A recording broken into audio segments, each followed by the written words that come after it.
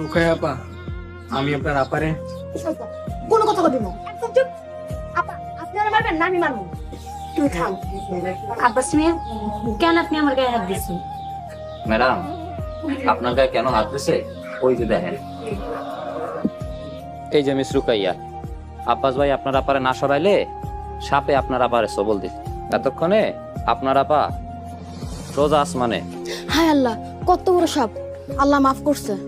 যান, আপনার আপারে নিয়া ঘরে যান। আব্বাস ভাই চলেন। দাঁড়ান, আপনি তো পায়ে ব্যথা পাইছেন।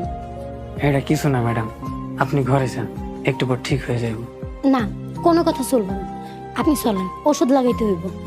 ম্যাডাম, আমরা গরিব মানুষ, এইটুক ব্যথা আমাকে কিছু হয় না, একটু পরে ঠিক হয়ে যাবে।